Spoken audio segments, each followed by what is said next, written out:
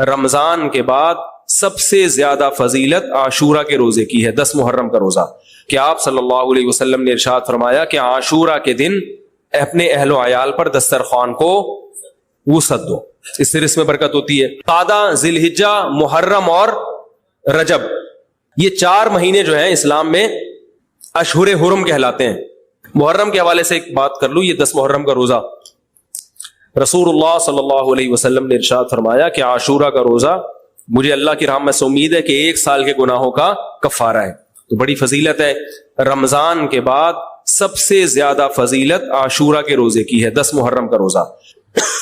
سمجھ رہے ہیں محرم میں ہمیں شریعت نے کیا کرنے کا حکم دیا ہے، اسلام کیا کہتا ہے؟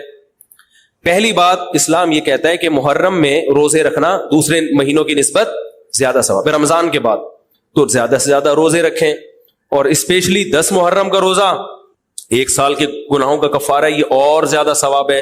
پورے محرم نہیں رکھے جاتے تو کیا کرنا ہے؟ 10 محرم کا رکھنا ہے۔ حدیث میں آتا ہے کہ آپ نے حکم دیا 2 روزے ملا کے رکھو، کیونکہ یہودی جو تھے وہ 1 روزہ رکھتے تھے، صحیح ہے نا؟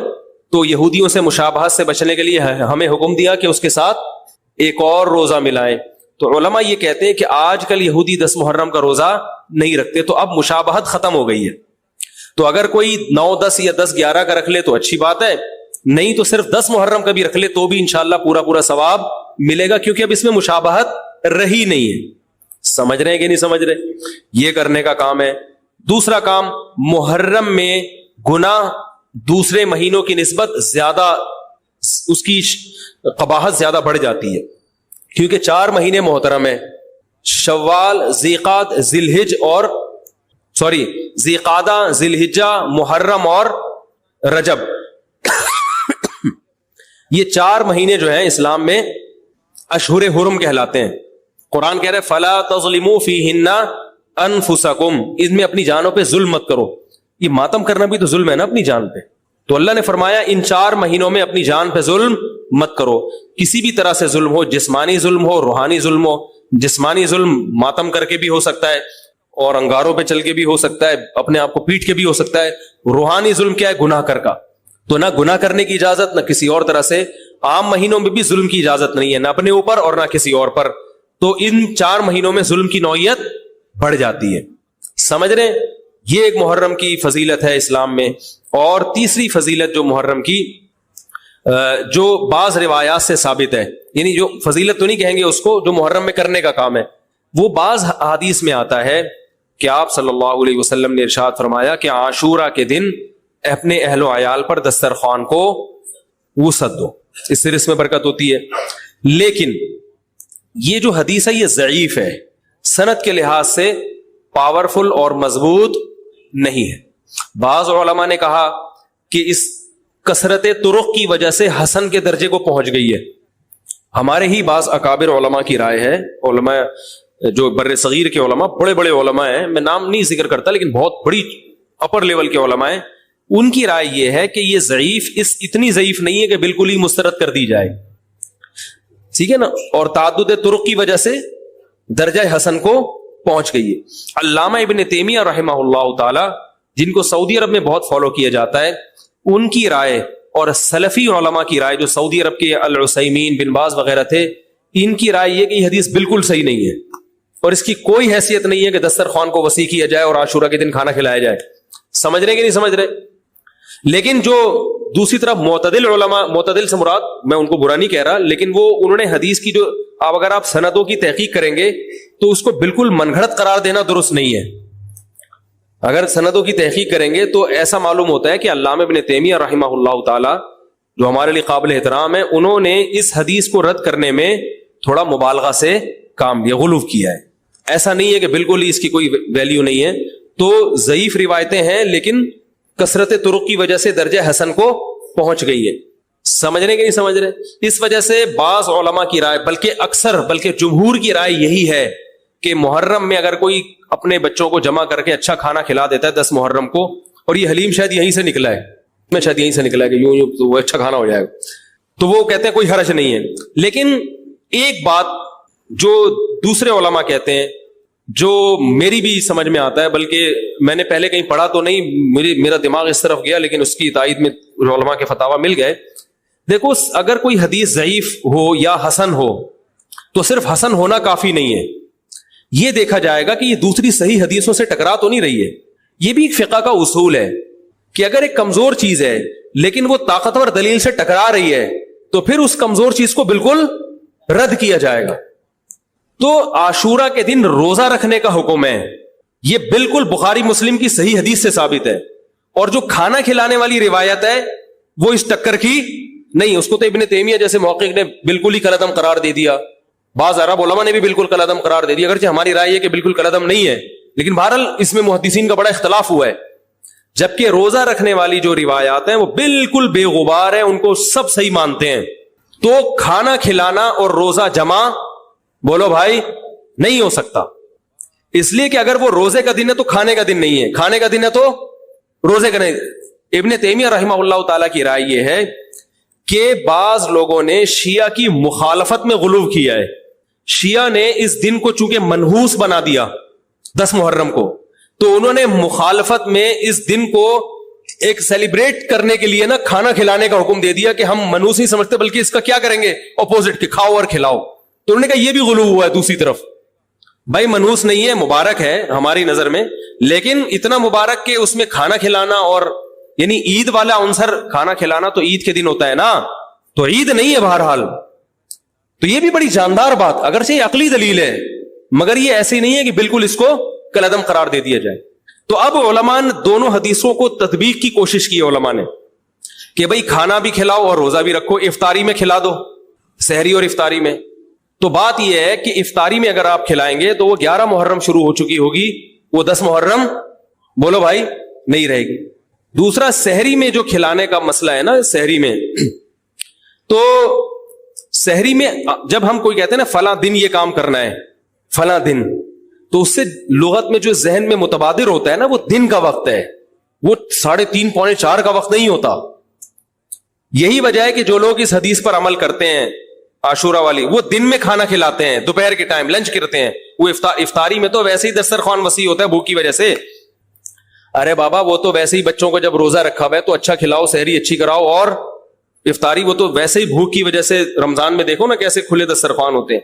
تو میں نے بڑی کوشش کی دونوں حدیثوں کو جمع کریں، لیکن تکلف کے بغیر یہ ممکن نہیں ہے. تو فقہ کا ایک اصول ہے کہ جب کوئی بے غبار صحیح حدیث ہوتی ہے اور اس سے ایک اصول ثابت ہو رہا ہے تو اس کے مقابلے میں اگر کمزور روایت آئے گی جو اس سے ٹکرا رہی ہوگی تو اس کمزور روایت کو اگرچہ وہ موضوع من گھڑت نہیں ہے لیکن اس کمزور کو اس صحیح حدیث کی مخالفت کی وجہ سے بولو بھائی رد کر دیا جائے. اس لیے میرا نالائق کا موقف یہ ہے، میں بہت نالائق ہوں، میں اتنی بڑی بڑی باتیں کرتا نہیں ہوں، لیکن ساڑی عقلچ یہ چیز آندھی نہیں ہے کہ بھائی جو روزے کا دن ہے وہ بھوکے پیاسے رہنے کا دن ہے، وہ کھانے کھلانے کا نہیں ہے. افطاری میں تو ویسے ہی کھاؤ بھی کھلاؤ بھی. تو اور اس کا نقصان یہ بھی ہوتا ہے کہ لوگوں نے اس کھانا کھلانے کے چکر میں روزے چھوڑ دیے ہیں. سمجھ رہے ہیں جب حلیم پکے گا تو کون روزہ رکھے گا بھائی؟ ساری رات گھوٹا لگے گا حلیم کا کہ کل دسترخوان وسیع کرنا ہے، تو پھر روزہ گیا، وہ تو تیل لینے گیا، روزہ کون رکھے گا روزہ؟ تو وہ حدیث صحیح حدیث کی بالکل اس میں ٹائٹ قسم کی مخالفت ہو رہی ہے. ٹھیک ہے نا؟ تو نالائق کی رائے، پھر بھی اگر کوئی دوسرے علماء کی رائے کو فالو کرتا ہے تو وہ کھائے بھی کھلائے بھی.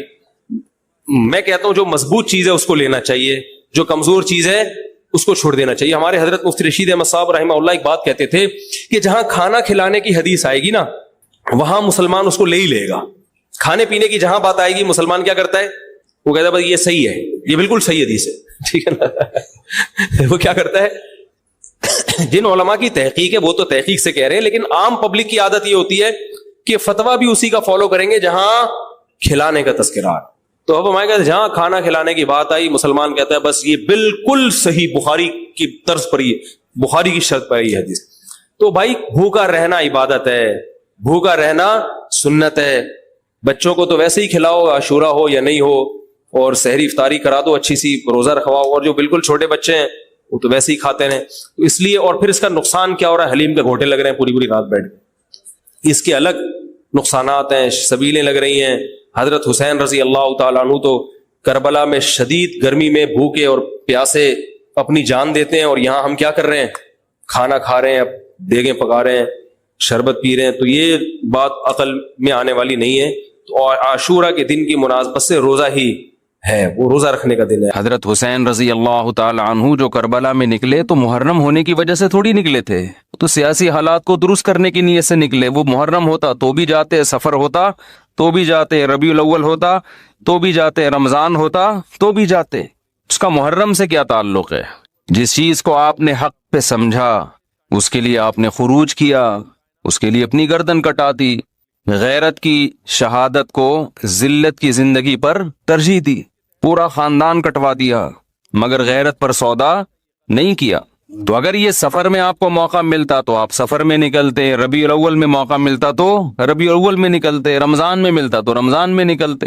ہمیں کیا کرنا ہے؟ چاہے محرم ہو، چاہے سفر ہو، چاہے ربیع الاول ہو، چاہے ربیع الثانی ہو، جمادی الاولیٰ، جمادی الثانیہ، رجب، شعبان، رمضان، ہمیں حکم یہ ہے کہ شریعت نے ہمیں جو حکم دیا ہم اس سے تجاوز نہ کریں۔ اسلام کیا آرڈر دیتا ہے ہمیں؟ اسلام ہمیں غم کے موقع پہ بھی احکام دیتا ہے اور خوشی کے موقع پہ بھی احکام دیتا ہے، اس سے ہم نے دائیں بائیں نہیں ہونا۔ الذین اذا اصابتهم مصیبۃ قالوا انا للہ وانا الیہ راجعون۔ اہل ایمان کی علامت ہے جب انہیں کوئی مصیبت پہنچتی ہے تو کیا کہتے ہیں؟ ہم اللہ ہی کے لیے ہیں اور ہم نے لوٹ کر اللہ ہی کی طرف جانا ہے، یہ کہہ کے صبر کرتے ہیں۔ دیکھو مصیبت کے موقع پہ آپ کے پاس دو آپشن ہیں، یہ قرآن نے دی ہیں۔ ایک انتقام، انما السبیل علی الذین یظلمون الناس، فرمایا جو کسی پہ ظلم کرے گا اس پہ گناہ ہوگا، جو ظلم کا بدلہ لے گا اس پہ گناہ نہیں ہوگا۔ وجزاء سیئۃ سیئۃ مثلھا، قرآن کہہ رہا ہے برائی کا بدلہ اسی کے بقدر برائی۔ یہ بھی آپشن آپ کے پاس ہے، کسی نے آپ کے ساتھ ظلم کیا، زیادتی کی، آپ ظالم سے بولیں بدلہ لیں، آپ اجازت دی۔ تبھی تو قرآن نے کہا کوئی کسی کو قتل کر دے، فقد جعلنا لولیہ سلطانا فلا یسرف فی القتل، اللہ کہتے ہیں ہم نے مقتول کے وارث کو اجازت دی ہے کہ قاتل سے بدلہ لے لے، ہم نے اس کو یہ قدرت دے دی ہے، ہم نے طاقت دے دی ہے، ہم نے اجازت دے دی ہے۔ بین الاقوامی لاء تو کہتا ہے کہ قاتل کو آپ قتل نہیں کر سکتے، اس کو یہ ہوگا، عمر قید ہوگی۔ اللہ کہتے ہیں نہ نہ نہ نہ، کسی کے باپ کو قتل کر دیا گیا، بیٹے کو پرمیشن ہے کہ وہ قاتل سے قصاص لے، حکومت اس میں تعاون کرے گی، قصاص تو یہی لے گا۔ حکومت کا کام ہے قاتل کو پکڑ کے مقتول کے وارث کے حوالے کرنا، بتا بھائی چھوڑنا چاہتا ہے یا مارنا چاہتا ہے، حکومت کا یہ کام ہے۔ حکومت چھوڑ نہیں سکتی آپشن، کیونکہ گورنمنٹ کا بندہ نہیں گیا ہے، بندہ تو جس کا گیا اس کو تکلیف ہوئی ہے نا۔ جو سیکولر حکومتیں ہیں وہ انسانوں کو اپنا غلام سمجھتی ہیں، حالانکہ وہ دعویٰ کرتے ہیں کہ ہم انسانوں کو غلامی سے نکال رہے ہیں۔ اسلام کہتے ہیں کسی کے غلام نہیں ہے، کوئی حکومت کا غلام نہیں ہوتا، حکومت کا کام مینجمنٹ ہے اور لوگوں کو ظلم کا بدلہ دلانا ہے، عدل و انصاف فراہم کرنا ہے۔ دنیا نے کیا کیا؟ قانون سازی کر کے انسانوں کے اوپر تھوپ دی ہے۔ وہ کیا کیا تھوپی ہے وہ ایک لمبی کہانی ہے، کہ دعویٰ تو یہ ہے کہ ہم آزادی، انسان کو آزاد کر رہے ہیں، آزاد نہیں کر رہے، سب کی غلامی سے نکال کے اپنا غلام بنا رہے ہیں۔ عورت کو شوہر کی غلامی سے نکالا، ریاست کا غلام بنا دیا۔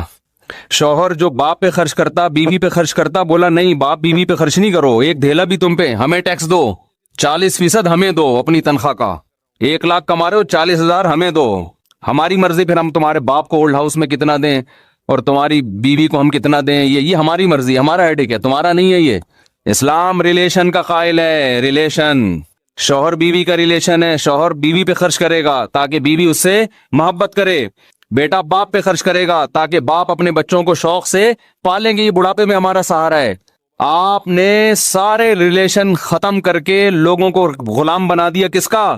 ریاست کا۔ اسی میں یہی ہے کہ اسلام کہتا ہے کسی کے باپ کو قتل کیا گیا ہے، انتقام کی آگ کس میں بھڑک رہی ہے؟ گورنمنٹ میں تھوڑی بھڑک رہی ہے، حکومت کا کیا لگتا ہے بھائی؟ وہ اچھا بھلا تمیز سے بیان چل رہا تھا، محبت سے غصہ آ گیا مجھے، آرام سے چل رہا تھا نا۔ یہی ہے نا، یہ لبرل لوگوں سے ہمیں واسطہ پڑتا ہے نا، صبح شام گوروں کے گیت گاتے رہتے ہیں بیٹھ کے، مغربی ممالک کے گیت گاتے ہیں، اتنا اچھا سسٹم، اتنا اچھا سسٹم۔ وہ کیا خاک سسٹم ہے یار یہ، جس میں انسان کو اس کے بنیادی حقوق نہیں مل رہے۔ آپ کہہ سکتے ہیں ہمارے ملک میں کون سا مل رہے ہیں، تو ہمارے ملک میں اسلام نہ ہونے کی وجہ سے مل رہے ہیں، اسلام ہوتا تو مل رہے ہوتے۔ تو اس میں اسلام کا قصور نہیں ہے, یہ تو ہمارے حکمرانوں کا قصور ہے. ڈالر نیچے آ گیا سنا, تھوڑا سا خوش فہمی میں مبتلا ہونے کی ضرورت نہیں ہے. 10 روپے نیچے آئے گا, 20 روپے اوپر جائے گا. یہ تھوڑا سا ڈپریشن کم کرنے کے لیے گورنمنٹ کرتی ہے کہ تھوڑا سا نیچے لا کے دھکا دے کے اوپر لے کے جاؤ. تو یہ سیٹ اپ, خیر یہ ایک الگ تبصرے ہیں.